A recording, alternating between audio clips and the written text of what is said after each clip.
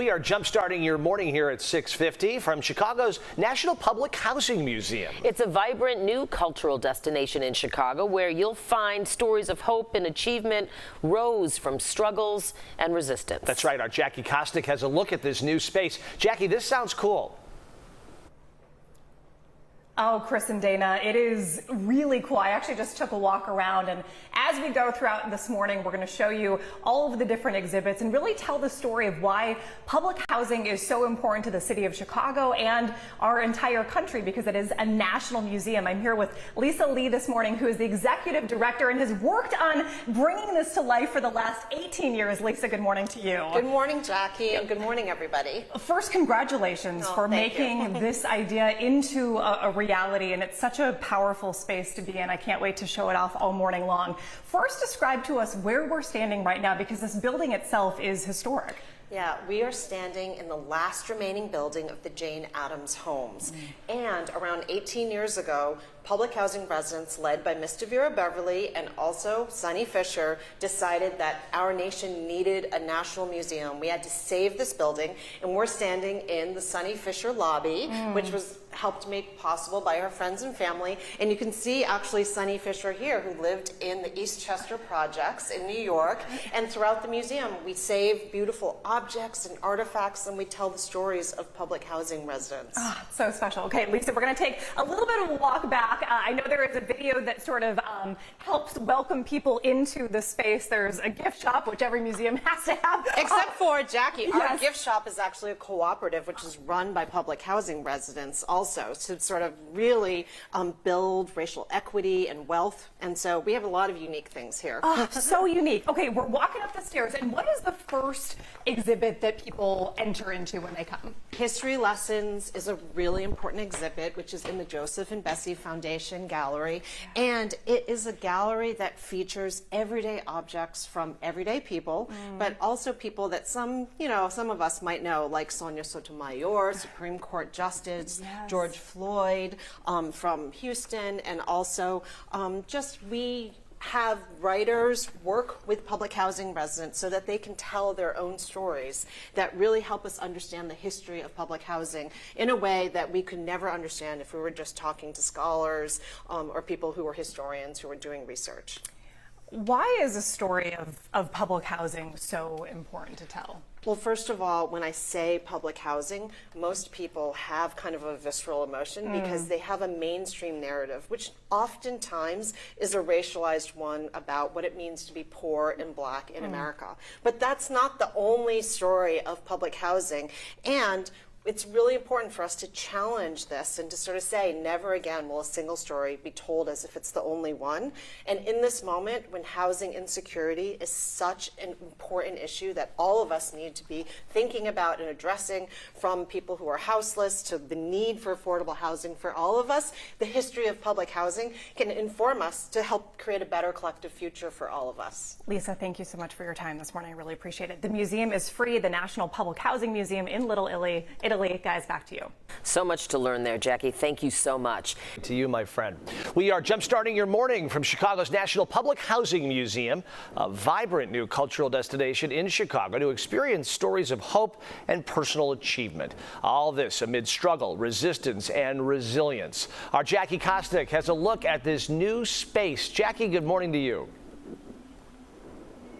Chris, good morning to you from the old Jane Addams homes. And this is a recreation, a replica of one of the units from the original housing. And actually, this whole museum is built in the last standing Jane Addams homes building. So it's very cool. This is unit 545, and this was home to the Turvitz family when it opened in 1938. It's one of 3 different units that they have here at the museum, which is really cool. I'm here with Tamika Williams, who is an ambassador for the museum. Good morning, Tamika. Good morning. Well, first, let's just talk about these historic apartments. This is, again, one of 3 units. This is showing off the apartments from the 1930s. Then you have 2 others that show off the apartments from the 1950s and 1960s. Yes. Why did you want to include replicas of these historic apartments? But I think it's important to see how people lived back in those times. And nowadays, the apartments are a little bit bigger. So it's hard to imagine a family of 5 living in a space this small, especially with the Hatch apartment. There was a family of 10. Oh my gosh. I know, so okay. It was really amazing. Absolutely. And so the Turvitz family immigrated from Russia. They came here to Chicago. Let's show off the kitchen first. And Tamika, what makes the kitchen so special for the Turvitz family? So what's special about the kitchen is it was an authentic kosher kitchen. They were the first people to live here. So there was never any pork cooked in this kitchen. And some of the dishes actually belong to the Turvitz family, and they come back and use them for certain holidays. This is amazing. Like this bowl in particular, that wooden bowl, they literally still come ahead of holidays to grab the bowl. That's so special. Let's show off some of the other spaces as well. You've got the family room in here, and I think what's so special, and this is what you see in a lot of museums across the country, is you have this personal connection. I mean, these are the actual family photos. How do you think that helps people connect to the story of public housing? Because it's not just a replica of an apartment. This is the history of someone's actual life. So if you can make connections even with the kosher kitchen. If you're not Jewish, who don't want their own space, right? So yes, it's really cool. Okay, and flip open that. I was going to say, show that off really quick. The family tree. This is the family tree of the Truvitzes. That is so cool. Yes. And in the other room, it's the little boy Jack's bedroom, and he has a closet. He was really into photography, and so he actually built a little, what do you call it? A little room dark room. That's what you call it. Tamika, thank you so much for your time this morning and showing off this apartment from 1938. Chris, back to you. Jackie, thanks. Thanks to the whole team there for making that a really great visit for us today. We will be right back. We are jump-starting your morning from Chicago's National Public Housing Museum. It's a vibrant new cultural destination in Chicago to experience stories of hope and personal achievement that took place even with struggles and resistance. Our Jackie Kostek has been there all morning long looking at this new space. Jackie, I imagine you are learning so much.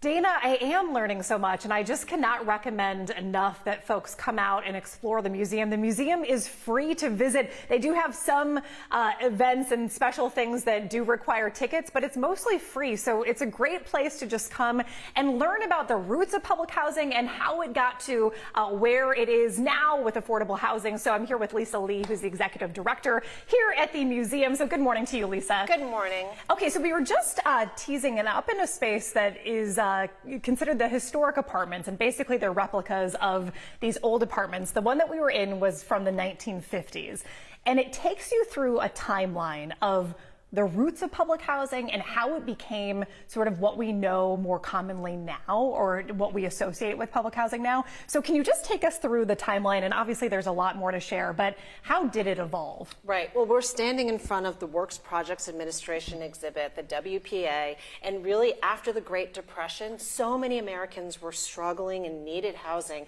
and people were saying that the government should be responsible to its people for providing housing. And so the 1937 Housing Act passed, and some of the world's greatest architects came together to imagine the future of housing. And so there were low rises, and then started to become high rises, and many different kinds of public housing in rural and urban areas. And throughout time then, with the funding that had really transformed, it became less and less funded by the federal government, and then more and more reliant on private money and other kinds of things like that. And so that's how we ended up with public housing, what we have now. And it's still very much alive and well, and many people living in public housing and fighting for the future of housing. Absolutely. Next hour, we're going to explore some of the affordable housing, public housing that you actually have sort of attached to the museum, which is fascinating. But talk a little bit about the idea of the site of conscience, because that's what you sort of describe the museum as being, right? Right. The best museums actually not only teach you things and also have you feel things, but it invites you to actually do things. And so the site sites of conscience believe that there's no way that you can preserve history unless you link it to contemporary issues that we all should be talking about. And there's no way that we can solve the myriad of social issues that we need to address unless we go back in time and ask, how did it actually get that way? And so we are a place that brings together art and culture with public policy and invites everybody to become an advocate for our future. Real quick, you're actually holding some piece of art right now to post, or what is this all about? We actually have a new WPA project where we actually promote the distribution of free art and pay artists who are important cultural workers and really add a lot to our society. And anybody who comes to the museum can also walk away with one of these 3 beautiful posters that's made by William Estrada. I have to say, they're so beautiful. The colors and just, it's so stunning to look at. Lisa, thank you so much for your time this morning. Dana, we are staying here through next hour, and we have a lot more to share, again, including that story of how there's actually public housing units that are connected to this building. They're within the space. So, Dana, back to you. Oh, that's interesting, Jackie. Okay, I look forward to that. For today's Jumpstart, we are at the National Public Housing Museum, which recently opened on Chicago's near West Side. The museum opened in April at the historic Jane Addams homes on Ada Street. It features stories and objects from people who grew up in public housing, as well as exhibits to inspire solutions to the ongoing affordable housing crisis. Jackie Kostek joins us now live with a closer look at what visitors can find inside and apparently outside. Hey, Jackie. Chris and Dana, good morning to you. Yes, we have moved outside just to show off some of the other spaces that are attached to the museum, part of the museum. And the plot of land behind me, you may remember, used to be where the Jane Addams homes were. They were demolished in 2002. Only one building does remain, and that is what houses the museum. So I'm here with Lisa Lee this morning, who is the executive director of the museum. Good morning to you once again. Good morning, Jackie. Okay, so explain the space where we are right now and all of these sculptures. Yeah, we are in the beautiful Alphawood Foundation Sculpture Garden with the restored Edgar Miller animal sculptures. And they were beautiful animal sculptures that generations of kids and families played on. And the National Public Housing Museum worked really hard to preserve and restore them. And so the public can actually have it as a place for us to hang out and chill and enjoy public art. So the art was actually a part of the homes back in the day. I mean, I know they originally opened in 1938, but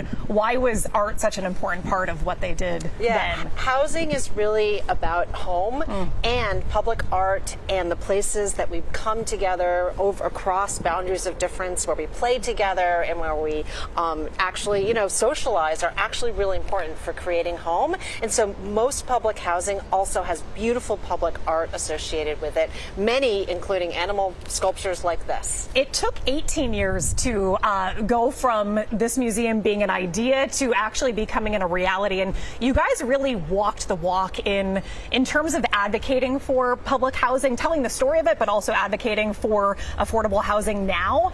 There are actually affordable housing units that are attached to this building. Talk about the process of including that in the space. Yeah, we really are a museum of the future, and as a community anchor and a civic space, we are very innovative because the museum itself has 15 units of affordable housing in a unique partnership that we have with the Chicago Housing Authority and Related Midwest. It's really the future of civic spaces to also be mixed use and include housing and to work with neighbors. So those folks were able to move in basically when you guys opened the museum, Yeah, right? they actually came first. They came first. Okay, cool. As it should be. As it should be. Lisa, thank you so much for your time this morning. And again, the National Public Housing Museum is open and it's free. So come check it out. It's in the heart of Little Italy, and I think it's really worth coming and exploring because I've learned so much this morning, and there's just a lot to see. So Lisa, thank you for what you did. Thank you in so creating much. this, bringing this to the city of Chicago. Everyone come. Everybody come. Everybody come. And donate if you can too. All right, guys, back to you. Sounds like a what should be a required field trip for a lot of students, but we'll see if that happens down the road. Thanks, 100%. Jackie. They are already doing field trips. Oh, Yes, of course. Well, all right. Look at that. I'm on top of it. Thanks, Jackie.